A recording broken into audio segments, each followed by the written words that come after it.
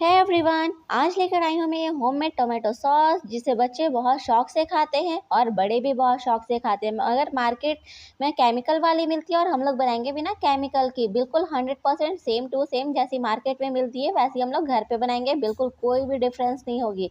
तो उसके लिए सबसे पहले आपको लेना है ये फ्रेश टमाटर। मैंने ऑलमोस्ट 1 kg टमाटर लिया है यहाँ पर। अब इसको करेंगे कट। तो कट करने में कोई ज़्यादा झंझट नहीं है। इसका सबसे पहले ये जड़ वाला पार्ट निकाल देना है आपको, बीच से कट कर देना है और इसको 2 से 3 स्लाइसेस में कट कर लेना है। तो कट करना इसको मुश्किल नहीं है, बहुत आसानी से फटाफट से ये कट हो जाएगी। तो इसी तरीके से सारे टमाटर को कट कर लेना है। सबसे पहले सारा जड़ वाला पार्ट जो है उसको हटा दीजिए, क्योंकि उससे टेस्ट ख़राब हो जाएगा। और इसको आप 2 पार्ट में भी कट कर सकते हैं, 3 से 4 पार्ट में भी कट कर सकते हैं, जैसी आपको इच्छा उस हिसाब से यहाँ पर कट कर लीजिए। तो इसी तरीके से मैंने यहाँ पर सारे टमाटरों को कट कर लिया है, बहुत ईज़ी से कट हो गए, कोई झंझट नहीं हुआ। बिल्कुल जैसी मार्केट में मिलती है बिल्कुल सेम टू सेम हम लोग वैसे ही बनाने वाले हैं, कोई डिफरेंस नहीं आएगा। आपको खाने के बाद पता ही नहीं चलेगा कि ये मार्केट वाली है या घर वाली, बिल्कुल सेम टू सेम। तो यहाँ पर ये सारी टमाटर कट चुकी है। अब चलिए इसे बनाना स्टार्ट करते हैं।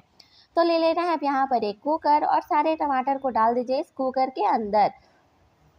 यहाँ पे मैंने सारे टमाटर को डाल दिया कुकर में। अब इसका ढक्कन लगा करके लो फ्लेम पर रख देंगे हम 5 से 6 सीटी के लिए। मैंने यहाँ पर 5 सीटी लगाई है, 5 सीटी में बहुत अच्छे तरीके से पक चुकी थी।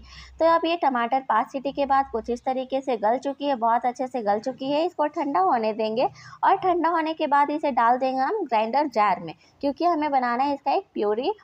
इसी से बनाने वाले हम ये टोमेटो सॉस। तो सबसे पहले डाल दीजिए सारे टमाटर को एक ग्राइंडर जार में और इसका बना लीजिए आप एक प्यूरी, बहुत इजी से बन जाएगी। सारे टमाटर एक बार में ही मैंने ग्राइंड कर लिया, आसानी से फटाफट से ग्राइंड हो गए, कोई झंझट नहीं, कोई मेहनत नहीं।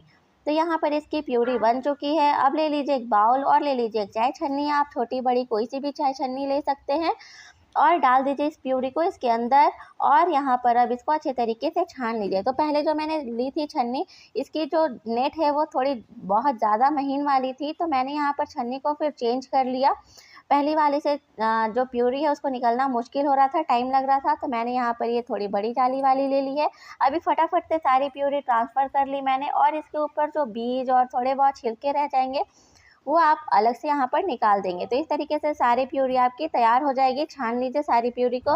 अब वापस से आप एक पैन, कढ़ाई, कुछ भी बर्तन ले लीजिए और यहाँ पर डाल देंगे हम इस पैन में सारी प्यूरी को।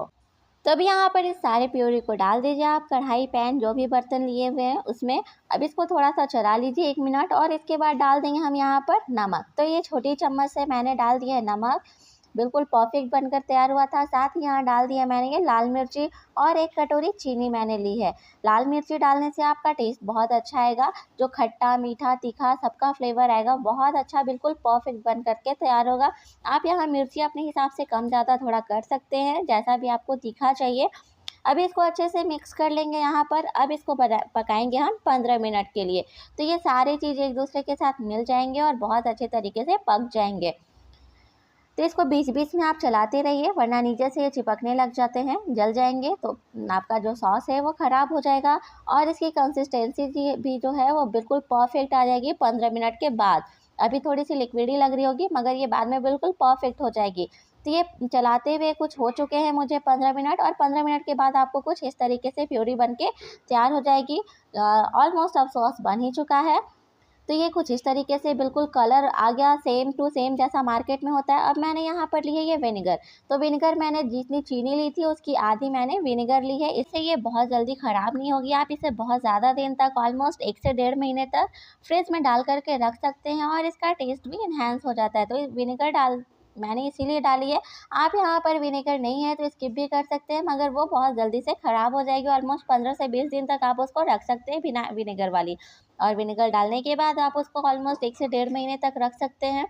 तो अब ये जो सॉस है वो बिल्कुल परफेक्ट बन के तैयार हो गई है। आप इस तरीके से चेक कर सकते हैं, जैसी सॉस हमें मार्केट से मिलती है बिल्कुल सेम कंसिस्टेंसी वाली सॉस हमें मिल करके तैयार हो चुकी है। बहुत जल्दी से नीचे नहीं आ रही है, इस तरीके से चेक करने से बहुत धीरे धीरे आ रही है और थिक हो चुकी है। तो अब ये सॉस बन के तैयार है। मुझे ऑलमोस्ट 20 मिनट लगे इसको पकाने में, 20 से 25 मिनट मुश्किल से आपको लगेंगे और ये टोमेटो सॉस बन के तैयार हो जाएगी। इसे बच्चों को आप खिलाइए, खुद भी खाइए, कभी भी बनाइए और कभी भी खाइए। बहुत टेस्टी बनेंगे, आपको बिल्कुल डिफ़रेंस समझ ही नहीं आएगा।